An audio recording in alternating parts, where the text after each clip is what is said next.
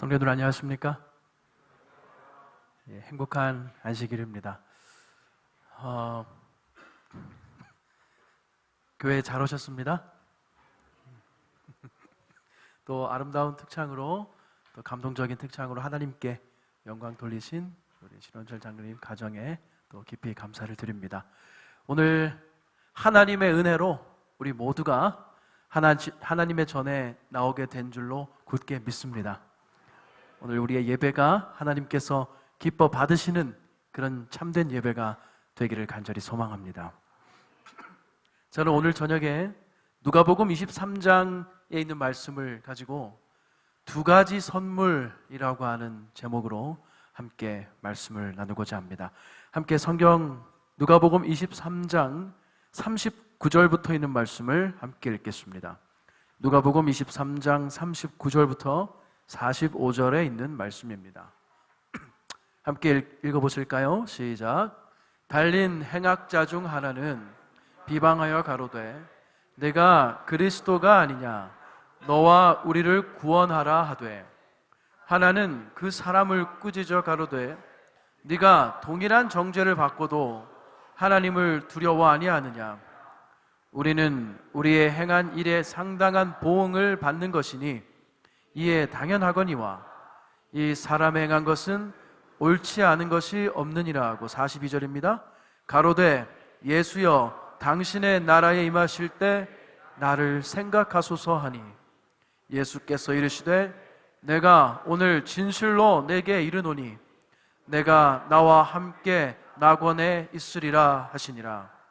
때가 제6시쯤 되어 해가 빛을 잃고 온 땅에 어두움이 임하여 제9시까지 계속하며 성소의 휘장이 한 가운데가 찢어지더라.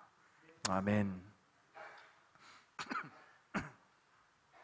매사에 깜빡깜빡 뭘 잘 잊어버리는 한 남자가 결혼을 하게 되었습니다.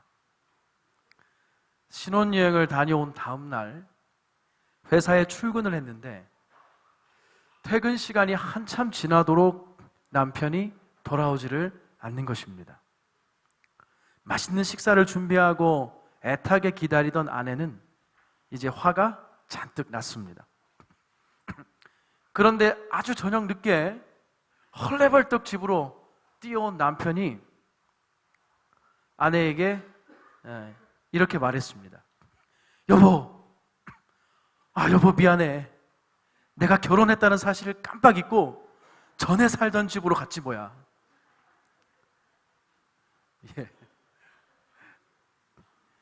재미있는 이야기입니다. 그런데 그리스도와 연합한 우리들도 자주 깜빡 우리가 주님과 연합하였다는 사실을 잊고 전에 살던 옛집으로 갈 때가 얼마나 많은가 하는 생각을 하면서 제 자신을 돌아보게 되었습니다. 죄인은 자꾸 잊어버립니다. 내가 죄인이라는 사실도 잊어버리고요, 또 내가 구원함을 입었다는 사실도 잊어버립니다. 하나님의 은혜도, 그분의 용서의 크기도, 회개의 선물도 자주 잊어버리는 것이 우리 죄인들의 모습이라는 것입니다. 예수님께서 십자가에 달리실 때 양쪽 옆에 두 명의 강도가 있었죠.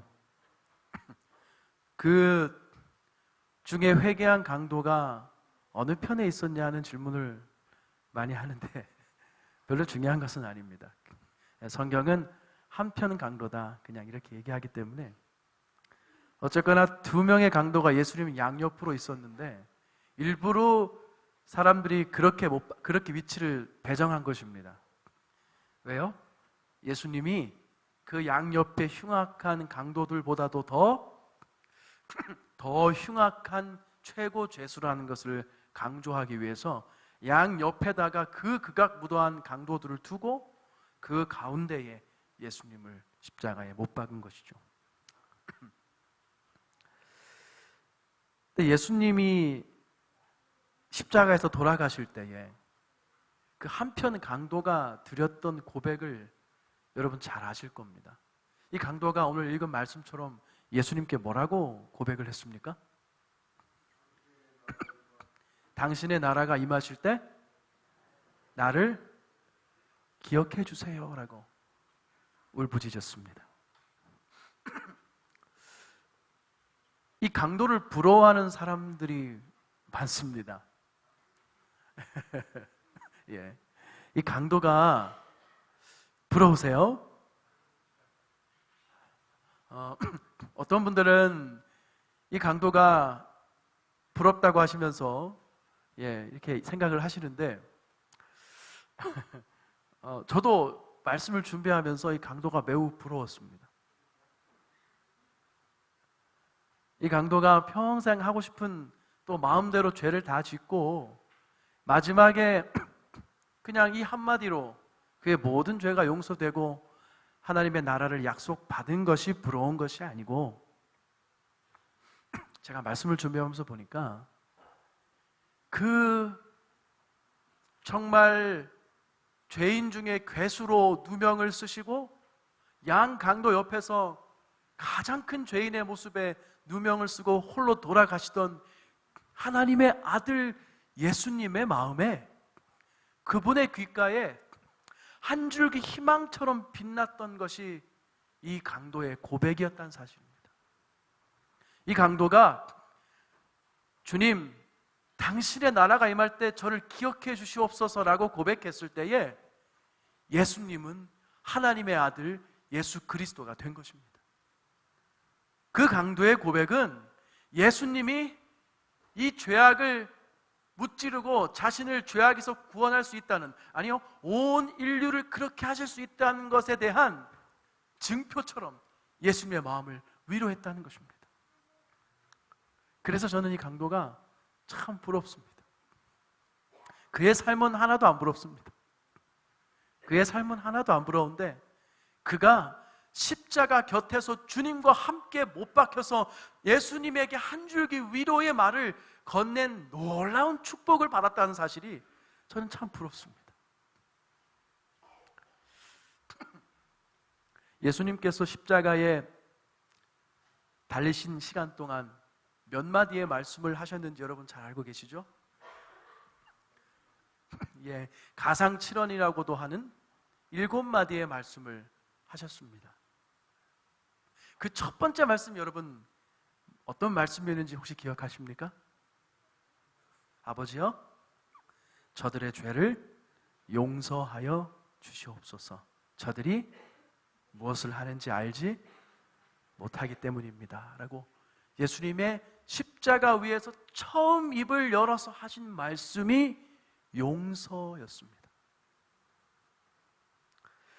이 말씀은 1차적으로는 그 순간 당신 자신을 못 받고 조롱하는 폭도들에게, 사람들에게 하신 말씀이면서 동시에 오늘 이 자리에 함께하고 있는 여러분과 저를 향한 용서의 축복의 선포였다는 사실을 보게 됩니다. 한편에 있던 강도는 그것을 다 목격하였습니다. 영감의 글에는 이렇게 이야기하고 있습니다. 우리 화면을 좀 보시면, 재판정에서와 갈보리로 오는 길에서 그는 예수님과 동행하였다. 그는 예수님의 거룩한 태도와 당신을 괴롭히는 자들을 불쌍히 여겨 용서를 베푸시는 모습을 주목하였다. 그는 많은 위대한 종교가가 주 예수께 조소와 멸시의 말을 던지는 것을 십자가 위에서 바라본다.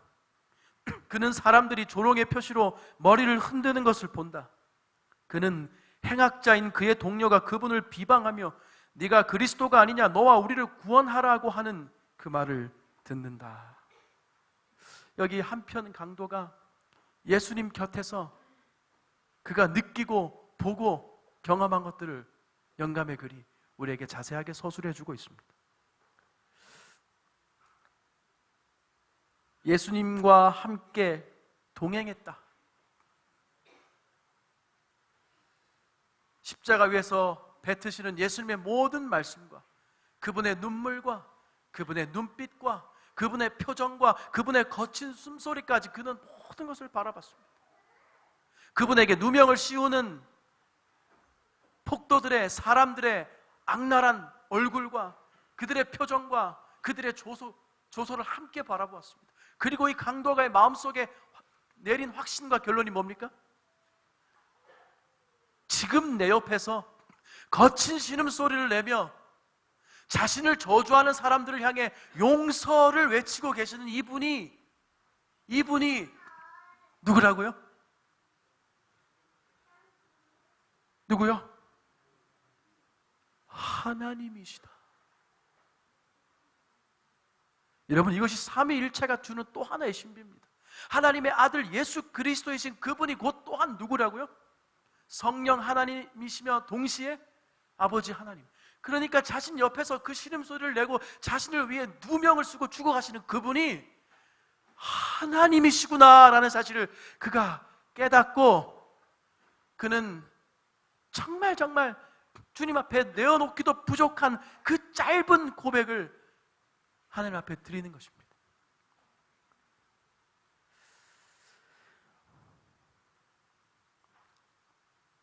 여기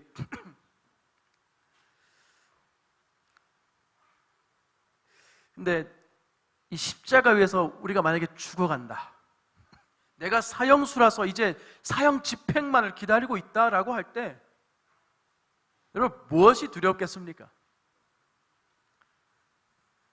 십자가에서 가장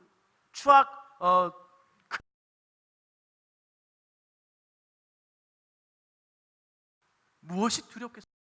사람의 무엇이 두려울까요? 그런데 이 강도의 마음속에는 이제 두려워해야 할 사람이 생겼던 것입니다. 그래서 그가 그 옆에 있는 동료에게 뭐라 그랬습니까? 네가 동일한 정죄를 받고도 하나님을 뭐하지 않느냐? 두려워하지 않느냐? 어떻게 네가 이 모든 상황을 보고 하나님이 우리 곁에서 우리를 위하여 죽어가시는데 네가 마음에 두려움이 없느냐라고 말했던 것입니다. 하나님의 용서의 선물이 십자가 위에서 그 고통 가운데서 뱉으신 첫 마디가 용서였던 하나님의 그 사랑이 이 강도의 마음속에 전해졌을 때 그는 울부짖으며 자신을 기억해달라고, 주님의 나라가 임하실 때, 주님이 다시 오실 때 자신을 꼭 기억해달라고 눈물로 예수님께 떨리는 가슴으로 호소하였을 것입니다. 나도 뭐 할 수 있다? 용서받을 수 있다. 여러분과 저도 동일한 용서의 은혜로 용서받을 수 있습니다.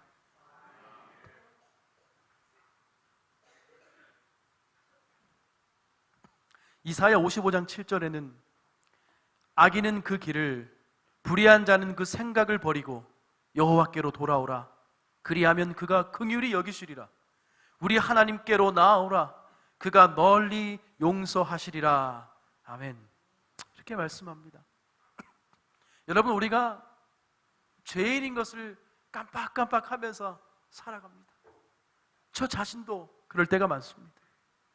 근데 그러면 자연스럽게 하나님의 용서의 은혜 또한 잊어버리게 됩니다. 맞습니까? 우리가 죄인인 것을 깜빡깜빡하면 동시에 하나님의 은혜도 깜빡깜빡,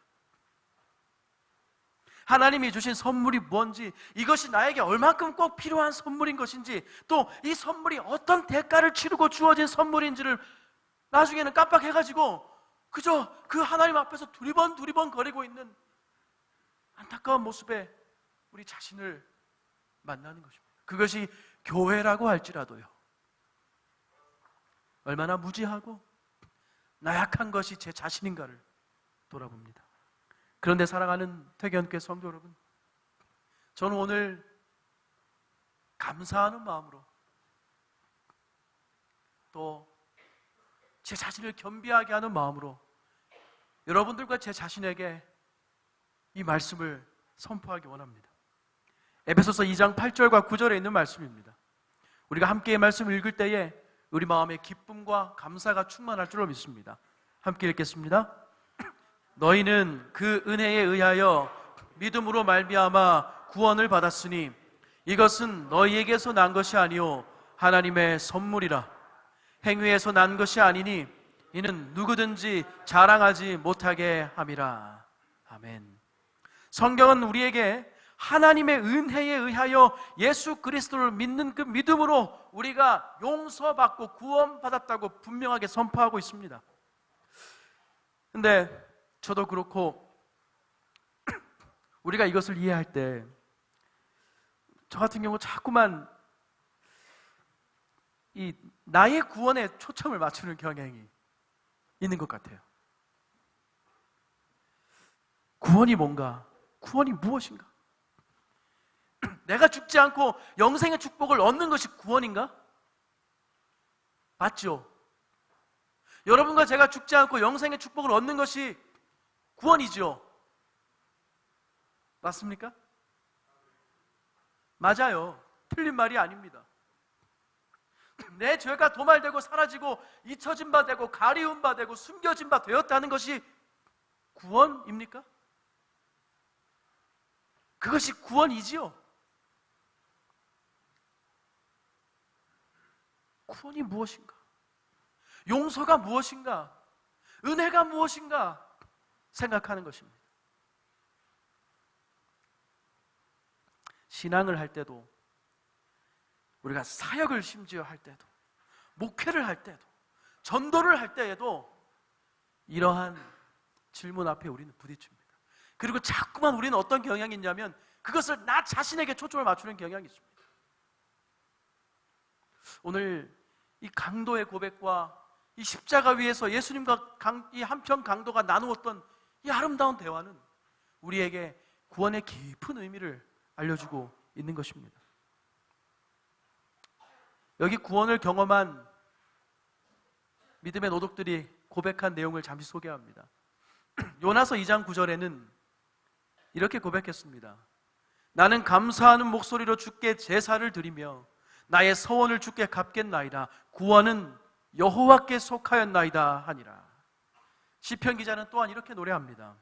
구원은 여호와께 있사오니 주의 복을 주의 백성에게 내리소서. 아멘. 구원이 누구에게 있다고요? 여호와 하나님의 것이라는 것입니다. 구원은 여호와 하나님이시라는 것입니다. 아멘. 여러분과 제가 죽지 않게 된 것도 여호와 하나님이 구원이시기 때문에 가능한 것입니다. 여러분과 저의 죄가 사라진 것도 여호와 하나님께서 용서하시고 그에 맞는 대가를 치르셨기 때문인 것입니다.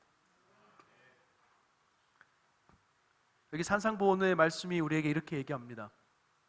용서, 곧 하나님과의 화목은 우리의 행위에 대한 상급으로 주어지는 것도 아니고 죄 많은 인간의 공로로 주어지는 것도 아니요 오직 그리스도의 완전한 의에 근거를 둔 선물로서 주어진다. 아멘. 아멘. 그런데 이 부분에서 우리가 아멘이라고 화답할 때에 꼭 한 가지 함께 마음속에 생각해야 할 것들이 있습니다. 사실 이 선물은, 다시 말하면 우리에게 구원을 주시기 위해서 하나님이 지불하신 대가, 그것은 다시 말하면 그 희생과 그 고통은, 그 아픔은 우리가 감히 다 측량할 수도 없는 그러한 분량이라고 하는 사실입니다. 이것과 관련해서 우리가 잘 아는 말씀이 있어요. 이사야 53장입니다. 이사야 53장을 좀 펴겠습니다. 53장 5절 6절의 말씀을 함께 읽습니다. 시작. 그가 찔림은 우리의 허물 때문이요 그가 상함은 우리의 죄악 때문이라. 그가 징계를 받음으로 우리는 평화를 누리고 그가 채찍에 맞음으로 우리는 나음을 받았도다. 우리는 다 양같아서 그릇 행하여 각기 제 길로 갔거늘 여호와께서는 우리 모두의 죄악을 그에게 담당시키셨도다. 아멘. 우리가 잘 알지만, 우리가 너무나 잘 알지만 사실을 잘 모르는, 잘 알기를 원하지만 잘 알기 어려운 또 아주 조금만 그 의미를 알게 되어도 우리가 감당할 수 없을 만큼 우리의 가슴을 무너뜨리는 그 은혜가 담긴 귀한 말씀이라는 생각을 하게 됩니다. 여기 6절에 우리는 다 양 같아서 그릇 행하여 각기 제 길로 갔거늘 여호와께서는 우리 모두의 죄악을 그에게, 다시 말하면 예수님에게 담당시키셨도다 할 때 이 담당시켰다는 말을 좀 제가 살펴보는 가운데 큰 은혜를 받게 되었습니다. 여기 담당시켰다는 말의 뜻이 무엇인가? 제가 좀 뜻을, 우선 한국말 뜻은 뭡니까? 담당자라는 말이 무슨 말이죠? 뭐 담당자 누굽니까 할 때 책임을 맡긴 사람, 그것이 한국말의 뜻입니다. 영어로는 to put, 그래서 뒤집어 씌운다는 겁니다. 영어가 조금 더 표현이 그냥 뒤집어 씌운다는 뜻이에요. 담당시켰다는 거, 뒤집어 씌운다는 표현. 히브리어의 원문을 좀 보면 히브리어는 상처를 낸다, 상처를 준다라는 뜻을, 아주 정말 성경적인 뜻을 담고 있는데 이 뜻이 다 모두가 참 큰 의미가 있습니다. 예수님께서 우리의 죄악을 뭐 하셨다고요? 첫 번째, 책임졌다는 것이. 우리 죄, 야, 이게 책임자가 누구야? 그러면 누가 나오신다는 거예요? 접니다. 그리고 예수님이 나오신다는 겁니다. 예수님이 나오신다는 거예요. 두 번째는요, 우리가 져야 할 잘못을, 우리가 져야 할 죄의 누명을 누가 대신 쓰셨다고요? 어떻게 쓰셨다고요? 어떻게 쓰셨다고요? 뒤집어 쓰셨다고요. 살짝 둘러 쓰신 게 아니고 어떻게 쓰셨다고요? 다 뒤집어 쓰셨다고요. 예수님이. 누구의 죄를요? 나의 죄를 누가요? 하나님의 아들이신 예수님이 다 뒤집어 썼다는 뜻을 담고 있습니다. 세 번째는요, 히브리어는 뭐라고 얘기합니까? 내가 받을 아픔을, 내가 받을 상처를, 내가 받을 고통을 누가 다 대신 당했다고요? 예수님이 대신 아팠고, 예수님이 대신 고통당했고, 예수님이 대신 상처 받았다고 성경이 우리에게, 이 담당시켰다는 말이 우리에게 전해주고 있는 것입니다.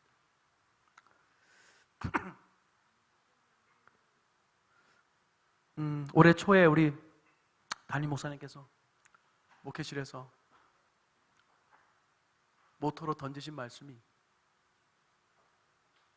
여러분 좌측에 보이시는 말씀입니다. 뭐라고 써 있습니까? 예수의 마음을 품자.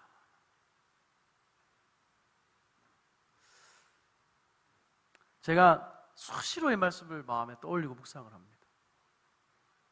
그러다가 오늘 이 말씀을 준비하면서 제가 예수님의 마음이 뭔가를 조금 더 깊이 이해하게 된 것입니다.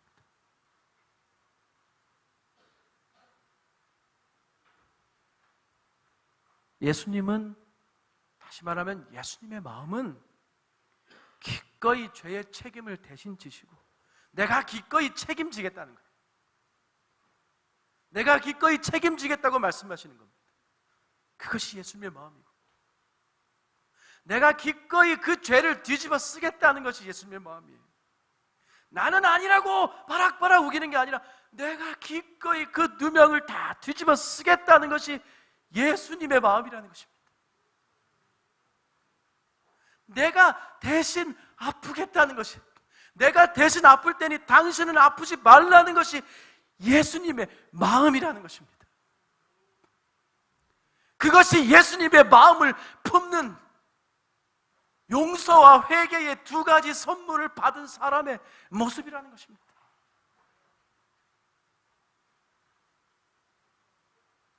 그것이 예수님이 가신 길입니다. 그것이 예수님의 마음입니다. 어떤 그리스도인이 하나님께 이렇게 기도했습니다. 하나님, 제가 사랑의 사도가, 사랑의 그리스도인이 되게 도와주세요. 여러분, 이런 기도 하기 원하십니까? 별로 안 원하십니까? 그럼 저를 한번 따라해 보실까요? 예수님, 제가 사랑의 사도가 되게 해주세요. 아멘. 이런 기도를 드렸는데 하나님께서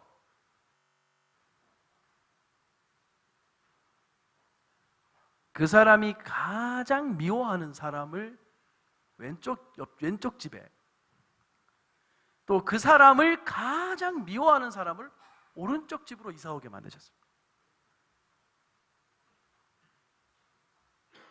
양 옆집에 누가 살아요?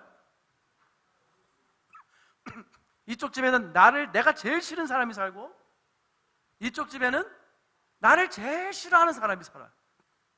사랑의 사도가 어찌 됩니까? 그래서 이 사람이 막 불편함과 힘듦을 가지고 하나님께 막 기도를 합니다. 아니, 사랑의 사도가 되겠라고 그랬더니 내가 제일 싫어하는 사람하고 나를 제일 싫어하는 사람을 가장 가까이에 붙여주시면 제가 어떻게 합니까? 불편해서 어떻게 삽니까? 그러다가 어느 날 이 사람들을 내 곁에 붙여주신 것이 바로 하나님의 기도의 응답이었다는 사실을 깨달았습니다. 내가 얼마나 사랑이 없는 사람이었던가, 내가 얼마나 이기적이고 속이 좁은 사람이었던가, 참으로 가슴을 치면서 하나님 앞에 무릎을 꿇지 않을 수가 없었다는 것입니다. 그 원수 같은 사람을 보면서 조금씩 마음이 풀어지고, 또 그 원수를 사랑할 수 있게 될 때야 비로소 사랑의 사도가 될 것이라는 사실을 깨닫게 된 것입니다.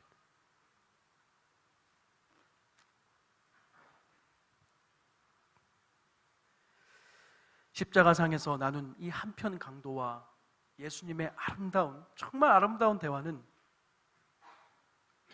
예수님이 우리를 사랑하신다는, 하나님께서 우리 죄를 다 용서하셨다는 그 한마디 속에 하나님의 놀라운 은혜와 하나님이 치르신 무한한 희생과 대가가 들어있다는 사실을 우리에게 보여줌과 동시에, 또 반대로 우리가 하나님께 하나님 사랑합니다, 하나님 저의 죄를 용서해 주셔서 감사합니다라는 믿음의 고백을 드리는 그 한마디가 우리 주님께, 우리 주님의 마음에 얼마나 큰 위로와 위안의 빛이 되는가를, 또 그것이 어떻게 하나님께 드리는 영광을 돌리는 길이 되는가를 우리에게 보여주고 있습니다. 강도의 고백은요, 강도의 그 짧은 회개는 단순히 그 자신의 죄가 용서받는 것으로 끝난 것이 아니라 그 행위를 통해 예수님이 마음에 위안을 얻고 온 하늘이 기뻐했던 이유 가운데 하나는 무엇인가 하면, 그것이 하나님을 하나님 되게, 예수님을 구주 되게 하는 일이었기 때문입니다. 그것이, 그 죄인의 고백이 하나님 되게, 하나님께 영광이 되게 했다는 것입니다. 사랑하는 퇴계원의 성도 여러분들이시여, 우리가 매일의 삶을 살아갈 때, 교회에 와서 예배 드릴 때 매 순간 우리의 죄를 하나님께 내어놓고 우리 죄를 용서하시는 하나님께 감사합니다라는 고백을 하게 될 때에, 그러한 회개의 고백을 하게 될 때 그것이 하나님의 영광을 드높이는 길이라는 사실을 믿게 되시기를 바랍니다. 얼마나 감사한 일이고 얼마나 놀라운 일인지, 우리가 하나님께 영광을 드리는 것이 뭐라고요? 하나님 앞에 부복하여 회개하면 하나님께 영광이 된다는 것이에요. 사랑하는 성도 여러분, 우리가 우리 자신의 죄악을 주님 앞에 내어놓고 쏟아내는 것이 하나님께 영광이 된다는 이 놀라운, 이해할 수 없는, 측량할 수 없는 축복이 오늘 여러분과 저에게 주어진 하나님의 축복인 줄로 믿습니다.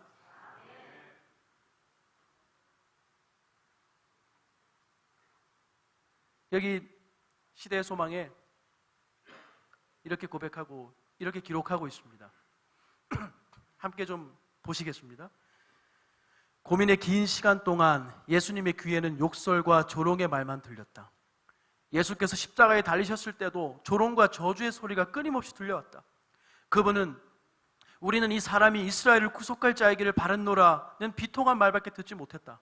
죽어가는 강도에게서 믿음과 사랑의 말을 들었을 때 구주께서는 얼마나 고맙게 여기셨을까? 유대인의 지도자들이 그분을 부인하고 그분의 제자들까지도 그분의 신성을 의심했지만 영원의 벼랑 끝에 서 있는 불쌍한 강도는 예수님을 주님이라고 부른다. 예수께서 이적을 행하시고 죽은 자를 무덤에서 일으키셨을 때는 많은 사람이 서슴지 않고 그분을 주님이라고 불렀다. 그러나 그분이 십자가에 달려 죽어가실 때에는, 그때에는 회개한 강도 외에는 어느 한 사람도 예수님을 주님으로 인정하지 않았다.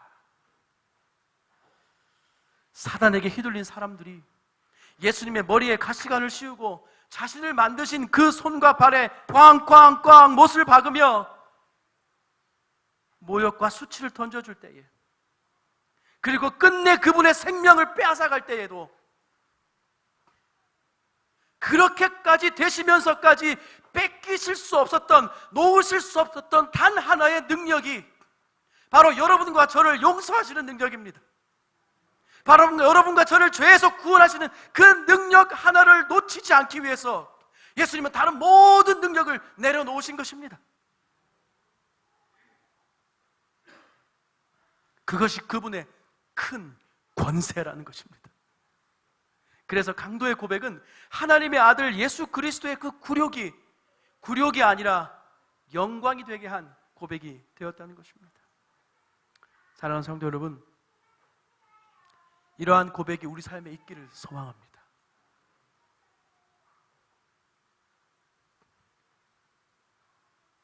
내가 강도가 아닌데요.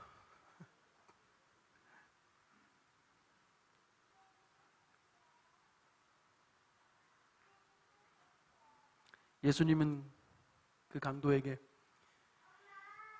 이렇게 말씀하셨습니다.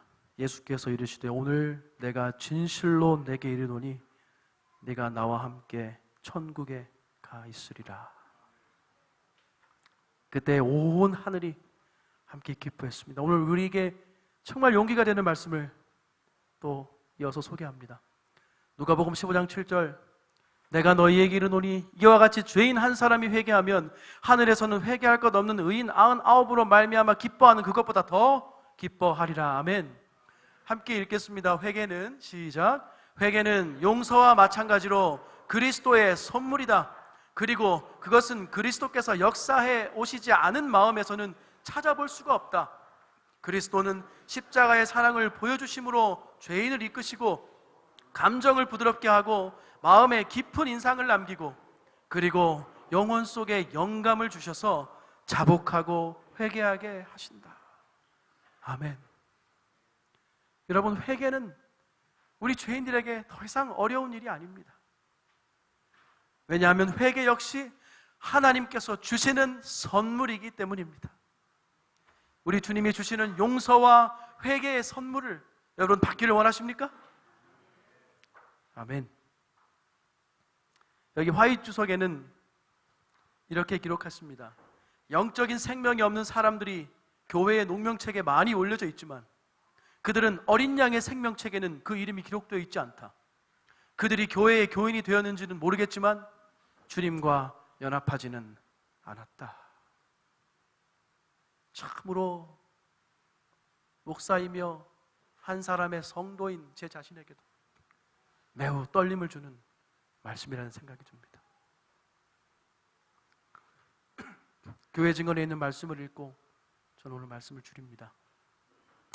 눈물과 슬픔이 섞인 고백, 심령의 깊은 속에서 쏟아져 나오는 고백은 무한한 자비의 하나님께로 가는 길을 발견하게 한다. 시편 기자는 여호와는 마음이 상한 자에게 가까이 하시고 중심에 통회하는 자를 구원하시는도다 라고 말한다.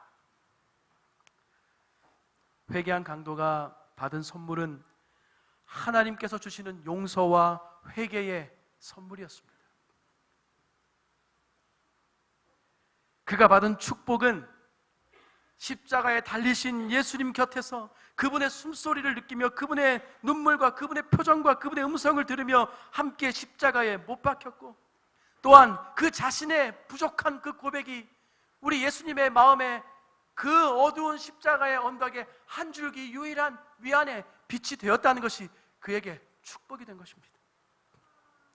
또한 그의 그 짧은 부족한 고백으로 인해서 하나님께서 영광을 받으시는 놀라운 결과를 가져왔다고 하는 것입니다. 용서와 회개의 선물을 이 안식일 기꺼이 받으시고 마음속에 참된 평화를 누리시는 여러분과 제가 되기를 바라면서 오늘 말씀을 줄이겠습니다.